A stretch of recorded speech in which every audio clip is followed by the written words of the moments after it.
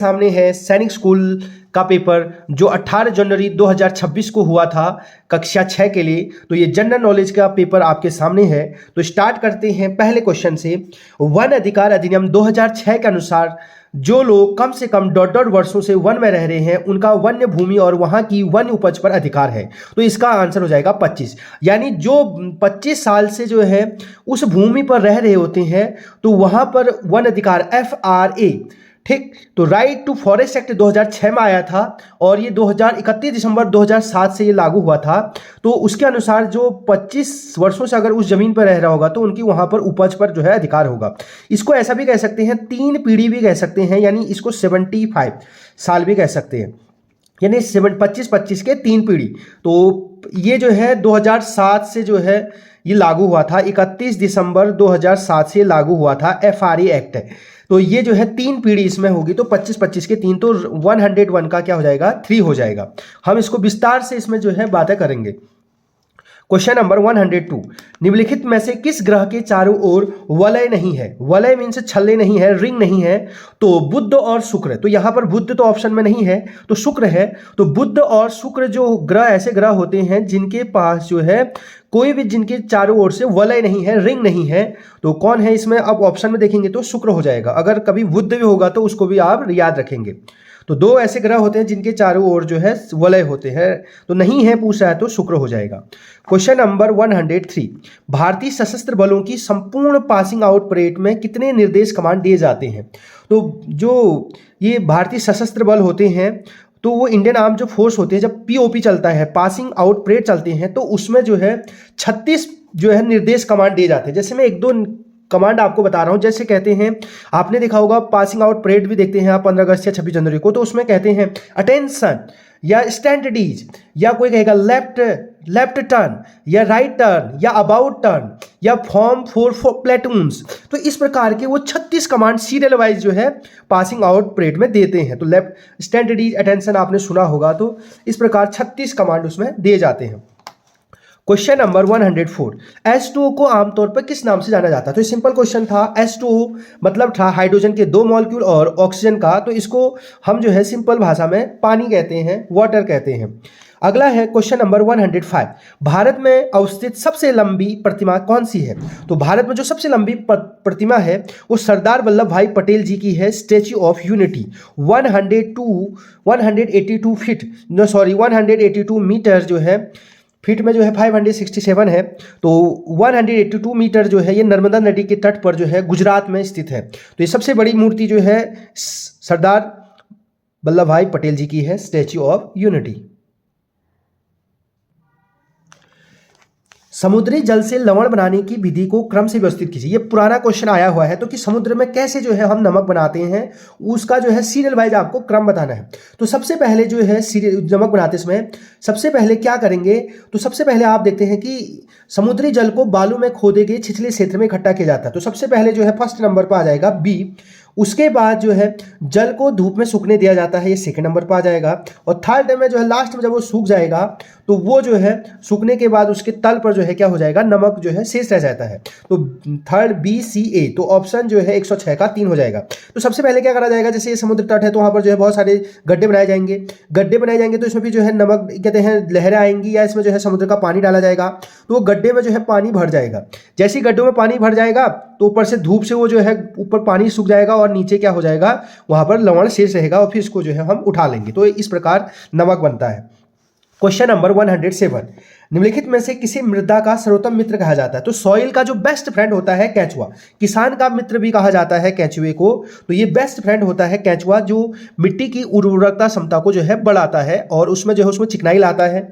और कहते हैं क्योंकि ये ऊपर से नीचे जो है मिट्टी को जो है खाता है, फिर उसको जो है निकालता है, और ये जो है हवा को पास होने देता है जमीन में, इसलिए इसको किसान का जो है सर्वोत्तम मित्र कहा जाता है, यानी बेस्ट फ्रेंड जो है फार्मर का।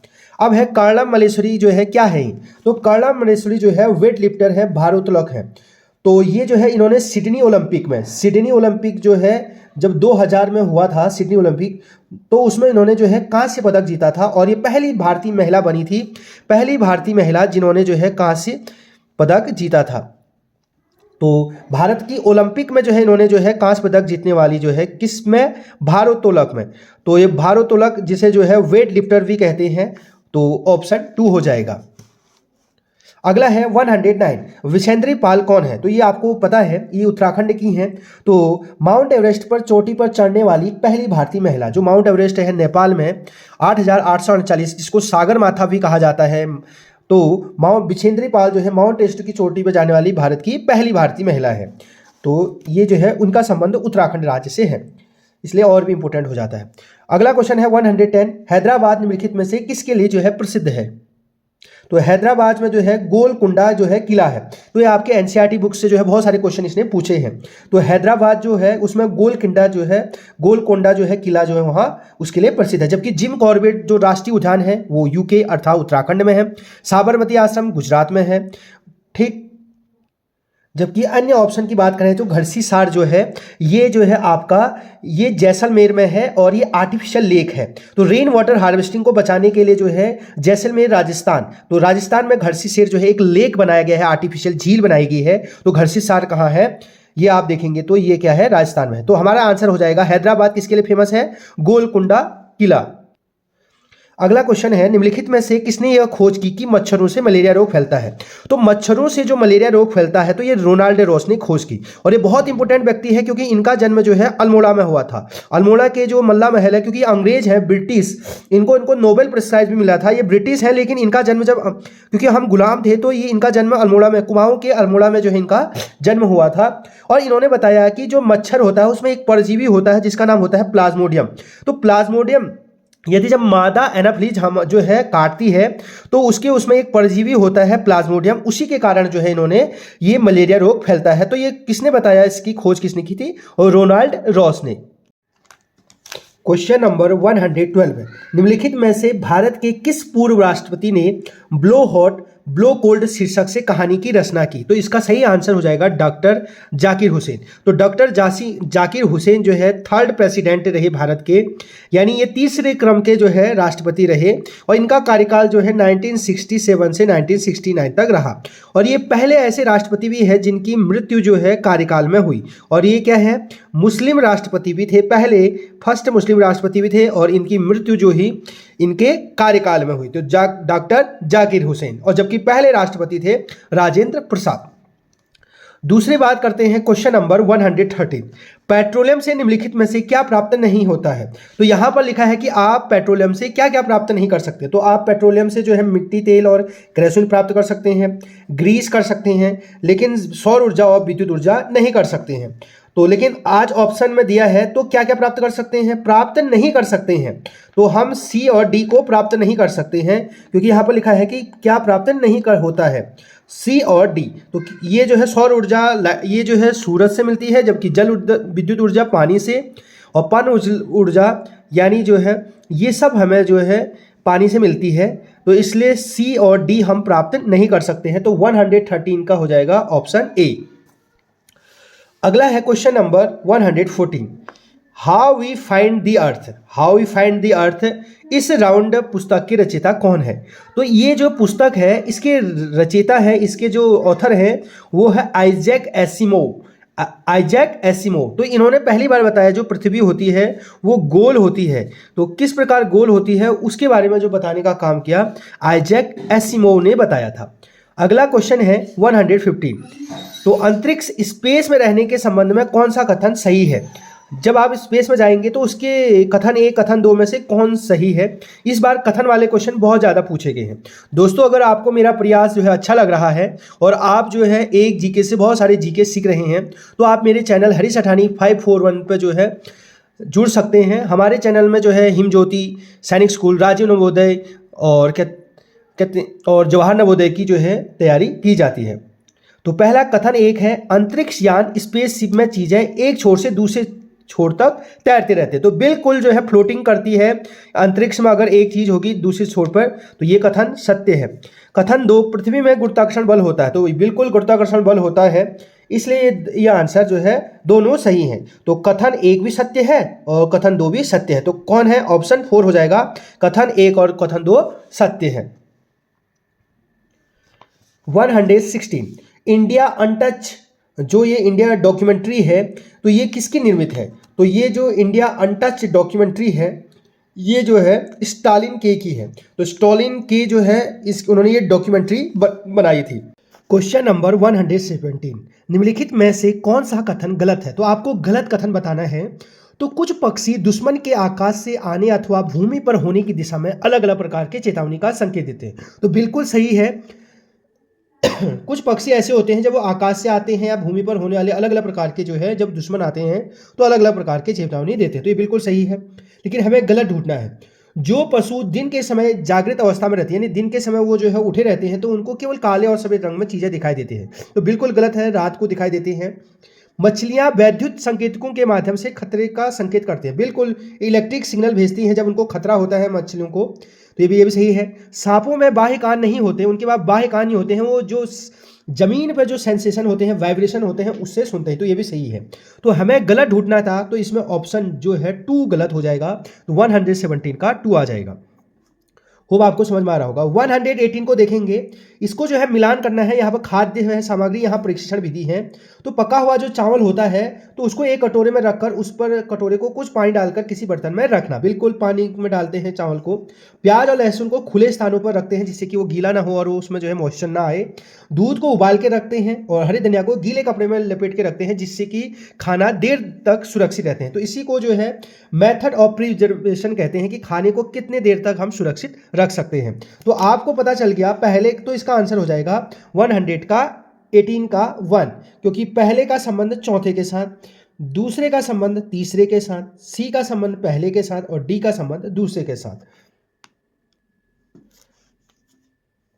तो क्वेश्चन नंबर 119, तो अगर आपने कहते हैं मेरी जीके की सीरीज देखी होती तो उसमें बहुत सारे क्वेश्चन जो है बिल्कुल पूछे गए हैं। 119 में कह रहा है, गांधी जी ने लोगों को स्वयं नमक बनाने की अनुमति न देने पर ब्रिटिश कानून के विरोध में गुजरात के अहमदाबाद से दांडी के समुद्र तट तक की यात्रा, लंबी पद यात्रा किस वर्ष की थी? तो इसका राइट आंसर हो जाएगा 1930।